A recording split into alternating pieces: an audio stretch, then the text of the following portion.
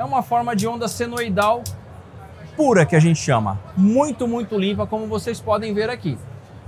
Só que uma forma de onda senoidal como essa, ela só é pura e limpa enquanto não tem nenhum tipo de carga sendo ligada nela. Quando eu ligo cargas como lâmpadas incandescentes, resistências em geral, eu não tenho nenhum tipo de harmônico sendo produzido. Então eu vou ter uma senoide perfeita também. Praticamente não... A gente vê alterando uma coisinha ou outra aqui no ponto de passagem por zero, por causa do chaveamento dele, tá? Agora, quando eu ligo cargas não lineares, que a gente fala, que por exemplo é esse tipo de lâmpada aqui, que é a lâmpada fluorescente, que tem capacitores e indutores, aí a coisa já muda de figura. Olha só. Uma única lâmpada como essa, olha o que aconteceu na senoide. Essa aqui é 85. A gente tem dessas lâmpadas aqui até 150 watts. Quando a gente liga mais uma, vai piorando mais ainda. Se eu colocar cargas resistivas, aliás, mais uma, deixa assim, vamos ligar logo 4, vai. E aí a hora que eu começo a colocar carga resistiva junto, eu consigo ir melhorando essa minha forma de onda. Aqui eu já tenho a potência praticamente quase, aliás, passou, estou com 10% de sobrecarga no inversor. Ele é de 1000, está com 110% aqui em cima, como vocês podem ver. Eu consigo ir melhorando a forma de onda. O que isso quer dizer? Quer dizer que no dia a dia da sua residência, você vai ter cargas mistas. Você vai ter carga resistiva, uma panela elétrica, você vai ter carga indutiva. Aqui a gente não está com carga indutiva por causa do porte, a gente não conseguiu trazer. Mas a carga indutiva também muda um pouco a senoide. Quando eu junto tudo isso, eu vou ver uma senoide não tão pura. Mas o problema não é o equipamento, e sim as cargas que eu ligo.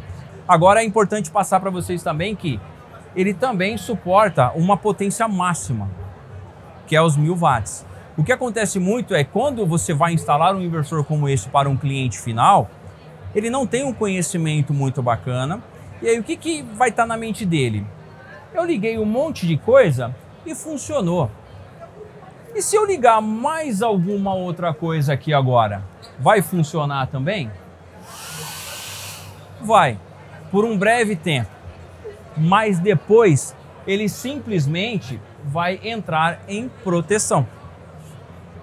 Por quê? Porque a sobrecarga máxima dele foi ultrapassada pelo tempo máximo que ele suporta. Agora a pergunta é, que vai valer de fato o meu trabalho aqui, se eu vou fazer mais trabalho para a Serrana Solar ou não. Será que queimou esse cara aqui ou será que ele entrou em proteção? O que vocês acham? Tem certeza disso mesmo? E aí, quem mais acha que foi proteção ou queimou? Vamos descobrir?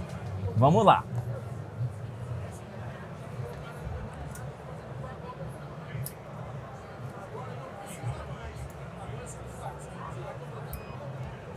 É isso aí, esse entrou em proteção, ainda bem. Todo inversor ele tem um sistema de proteção. Só que o que acontece? Hã? Ah, eu só queria saber se vocês iam me apoiar nessa, né? Todo inversor tem um sistema de proteção. Só que o que acontece? Eu preciso dimensionar ele de maneira adequada. Porque se toda vez eu ficar dando essas pancadas nele a todo momento, pode ser que a vida útil dele reduza, tá? Um outro problema que acontece é que aqui ele entrou em proteção e voltou com cargas lineares. Isso é ok. Só que a maioria das vezes não é assim que acontece. Ou a pessoa vai ligar uma bomba d'água, ou ela às vezes usa um transformador como esse aqui. Aqui os transformadores não estão nesse inversor, tá? O objetivo desse maiorzão é apenas demonstração para vocês. E esse menor aqui está ligado na rede elétrica para prover os 110 volts que alguns instrumentos meus precisam para trabalhar. E um transformador, ele trabalha com o princípio eletromagnético. Ele vai transformar energia elétrica em magnética, magnetiza o núcleo do transformador e do outro lado vai converter magnética em elétrica. E baixou a tensão ou subiu a tensão. Até aí ok, é o funcionamento normal dele. Só que nós temos uma questão com base na lei de Lenz que diz que todo transformador, toda máquina eletromagnética, quando é interrompido a energia de maneira abrupta, aqui eu estou traduzindo para vocês de maneira fácil, tá bom? Vai gerar uma força contra-eletromotriz. Então essa máquina ela passa de ser um consumidor de energia para ser um fornecedor de energia num espaço muito curto de tempo, na ordem de microsegundos, às vezes 50, 100 microsegundos. Só que a questão maior é que a gente vai ter um surto de tensão muito elevado, geralmente na ordem de 2, 3, 4 mil volts. E isso ligado diretamente à saída do inversor é um veneno. No primeiro momento talvez não queime, no segundo, no terceiro não, mas em algum momento ele vai queimar. E aí nós temos um grande problema, mas que existe uma solução, que infelizmente no off-grid é ignorado. Por quê? Eu posso montar do meu jeito, faça eu mesmo, faça você mesmo, e eu quero o mais barato como sempre. Então eu vou ignorar algumas coisas que diz as normas, que diz as regras e boas práticas de instalação elétrica. Por exemplo, nesse caso, o DPS. Raramente você vai ver um sistema fotovoltaico off-grid com DPS na saída do inversor. Você vê na string box no lado de placa fotovoltaica, mas no lado do inversor não. Então eu preciso colocar um externo que suporte esses surtos devidamente aterrado. E a gente consegue proteger o inversor. Então boa parte dos problemas de queima de inversor é exatamente isso que acontece. Porque quando a gente sobrecarrega ele a tal ponto, ele entra em proteção automática. E você tem um transformador sendo alimentado por ele, você tem uma bomba d'água em pleno funcionamento. Vai ter uma energia muito grande reversa. E esses equipamentos não podem receber energia reversa na sua saída CA. Ele tem uma entrada de rede elétrica para auxiliar na carga da bateria se assim eu precisar. No entanto, o reverso ele não pode. Ligou na rede elétrica, queima na hora. Agora a gente vai fazer mais um teste aqui, que é o teste de pico de partida. Eu falei para vocês que ele suporta 3.000 watts de pico, tá? Essa giga que está aqui com essas lâmpadas, por incrível que pareça, vai dar um pico de partida maior do que 3.000 watts. Eu não consigo mostrar para vocês agora, porque a gente está limitado com a rede elétrica aqui do local. Se eu sobrecarregar a rede, vai desligar tudo aqui no nosso stand. Então eu não posso replicar o que eu replico lá no laboratório, mas tem mais de 100 vídeos desse tipo de teste no canal, onde eu primeiro valido na rede e depois eu trago para o inversor. Por quê? Lembra que eu disse que ele tem uma potência limitada na sua saída, que é de 1.000 watts? Tudo que passar dessa potência, a tensão começa a cair. E nesse caso, a corrente cai também. Então quando eu submeter ele a 3.000 watts de pico, ele vai suportar, não vai desligar, porém a gente vai ver uma queda de tensão muito abrupta e uma queda de corrente também. Só que ele suporta isso por 100 milissegundos. Se passar de 100 milissegundos, ele entra em proteção. E nós vamos descobrir isso aqui agora com esse teste aqui. Para a gente fazer esse teste, eu vou utilizar uma ponta de corrente e uma ponta de tensão também. O amarelo é corrente, o azulzinho aqui é tensão. E eu preciso usar uma função desse osciloscópio, que é a função de memória profunda, para que eu consiga, de fato, ver o momento exato que isso aconteceu. Então, nesse momento aqui, talvez vocês não vão ver nada acontecendo aqui, vai ver um monte de onda tudo junto, mas a gente vai colocar todas essas cargas aqui junto, exceto essa daqui, e a gente vai agora fazer o seccionamento aqui. Maravilha.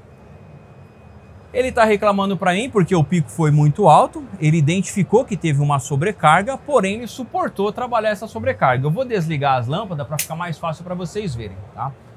E a gente vai ver como que é o comportamento da forma de onda aqui. E a gente geralmente costuma ver os primeiros 20 milissegundos, que é os mais críticos para o inversor. E aqui a gente tem ajustado 20 milissegundos, quer dizer que daqui até aqui eu tenho 20 milissegundos. Lembra que eu disse que a tensão ia cair drasticamente? Não está conseguindo ver legal aqui, mas a gente tem aqui 87 volts e 10,72 amperes. Se a tensão não caísse, eu viria aqui algo em torno de 22 a 23 amperes mais ou menos e 220 volts. Mas essa não é a questão é que ele tem uma sobrecarga muito alta e ele suportou essa sobrecarga e não entrou em proteção. E a gente percebe aqui que depois que passou o tempo de sobrecarga, que é um tempo crítico também, que é 50 milissegundos, ele começou a cair a corrente, porque isso foi momentâneo. Então, com 100 milissegundos, a gente já tem aqui a corrente a níveis aceitáveis e a tensão começou a subir de maneira correta. Agora, se eu fizer o mesmo teste com uma sobrecarga muito maior, depois que ele volta, ele não vai voltar, ele simplesmente vai entrar em proteção e fica em proteção. Uma coisa que eu não falei para vocês, esse inversor específico aqui, ele não retorna automaticamente depois da sobrecarga. Ele desliga e permanece desligado. Existem inversores que retornam automaticamente e existem inversores que você configura quantas vezes você quer que ele fique nesse loop para depois parar. Então o que a gente vai fazer agora? A gente vai colocar agora para funcionar também o secador. Esse secador aqui é de 1000 watts. Eu não falei também potência para vocês, né? Mas cada uma dessas lâmpadas aqui é de 120 watts, a gente tem 6, algo em torno de 750 watts, e aqui 85 watts em cada uma delas, tá bom? E aí a gente vai fazer o mesmo processo agora e ver o que vai acontecer com o inversor. Aqui vai passar fácil de 4000 watts e passar muito de 100 milissegundos.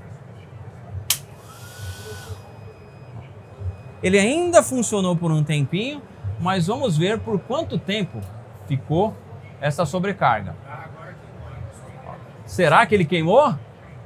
Você está torcendo para queimar, né?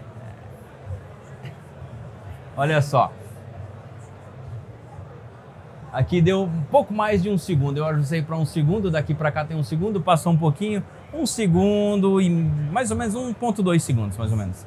E como que a gente sabe isso? Lembra que no outro teste que a gente fez, ele ficou por um tempo e desceu quase que linear para uma corrente bem baixa. Aqui ficou bem maior por um tempo muito maior. Então esse é um dos casos que acontece do inversor entrar em proteção e não voltar mais. Acontece às vezes dele energizar e voltar de uma vez. Isso fazendo várias vezes, aquela energia contra-eletromotriz que eu falei vai fazer ele embora rapidinho.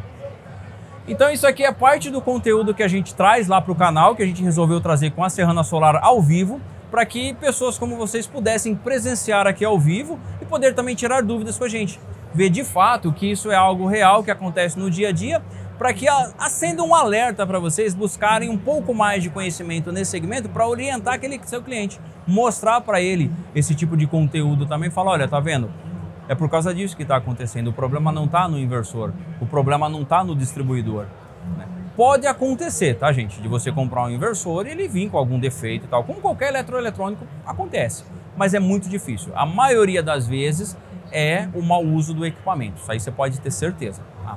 Então isso é parte do que a gente faz lá e eu resolvi trazer para vocês aqui, espero que vocês tenham gostado e agora a gente vai bater aquele papo bacana com vocês, fazer foto, tirar dúvida, pode ficar à vontade para perguntar o que vocês quiserem. Se eu não souber, aí eu vou procurar buscar o conhecimento para responder em um outro momento. Ah não, que isso, não é bem... Deixa eu parar aqui essa gravação, que esse daqui depois vai para o YouTube também. Então esse foi aquele teste de fogo super bacana que você está acostumado a acompanhar aqui no canal, nos bastidores do nosso laboratório, só que desta vez de maneira incrível na Intersolar, no stand da Serrana Solar, nosso parceirão aqui. Espero que você tenha gostado desse conteúdo, assim como essa galera aqui que adorou esse conteúdo. Bom, eu acho que vocês gostaram, né? Tem certeza? Bom, eu acho que eles fizeram isso porque eles estão próximos de mim, eles não querem que eu fique triste. Nada, brincadeira. Pessoal, obrigado por vocês terem investido parte do tempo de vocês em acompanhar. E agora a gente vai tirar aquelas dúvidas super bacana. E você, na próxima Intersolar, venha ao vivo aqui, como esse pessoal fez, para tirar dúvidas com a gente e presenciar ao vivo. E aqui do lado, mais conteúdo como esse para você continuar aqui no canal. Grande abraço, até o próximo vídeo, próxima aula, próximos testes, dicas ou episódios aqui no Responde aqui do canal. Fui!